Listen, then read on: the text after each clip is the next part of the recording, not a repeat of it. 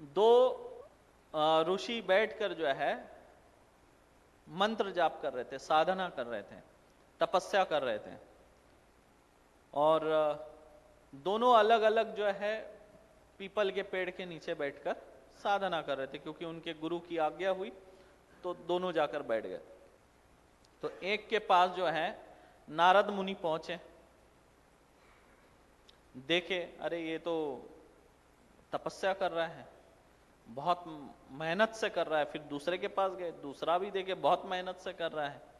उसके बाद वो जाके जो है नारायण से कहते हैं कि आपके दो भक्त बहुत कठिन तपस्या कर रहे हैं, आप चलिए और देखिए, आपको जाना चाहिए, बहुत कठिन तपस्या हो रही है, आपको तो जाना चाहिए।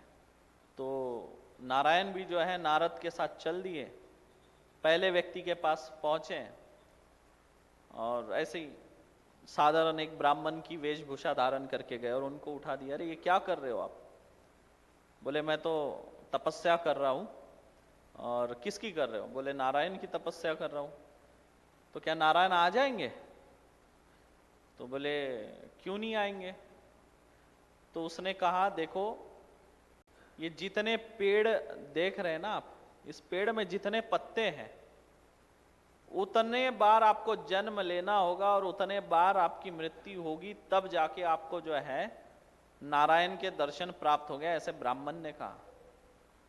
तो वो क्या किया, तुरंत उठा, अपना कमंडल उठाया, आसन लपेटा और नारायण उससे पूछते अरे रे कहाँ जा रहे हो? बोले जब इतने जन्म लेने पड़ेंगे और इतने बार मरना पड़ेगा तो मैं अभी से क्यों तपस्या करूं और क्यों मैं अपना जीवन खराब करूं? जब मेरा आखिरी समय होगा, पता चलेगा जब मेरा आखिरी जन्म है, तब मुझे संकेत आ जाएंगे और तब मैं जो है तपस्या करूंगा। तो वो उठा और चल दिया, अपना कमंडल वमंडल उठाया, आसन उठाया, चल दिया बेचारा। बोले इससे तो अच्छा फिर मैं जीवन जी लूं। फिर दूसरे वाले के पास गए, तो दूसरे वाले को उठाया, तो उसने ब्राह्मण को देखा, उनकी वेशभूषा देके प्रणाम किया और पूछा कहिए महात्मन क्या कहना चाहते, क्यों मेरी तपस्या भंग की? तो बोले अरे ये क्यों कर रहे हो तुम तपस्या, क्यों अपना जीवन बर्बाद कर रहे हो? ये पेड़ में जितने पत्ते आप देख रहे हो ना, उतने बार आपको जन्म लेना होगा और उतने बार मृत्यु को प्राप्त होना होगा, तब जाके आपको नारायण मिलेंगे। तो वो प्रसन्न हो गया, खुशी से उछलने लगा, जोर जोर से खुशी से उछलने लगा।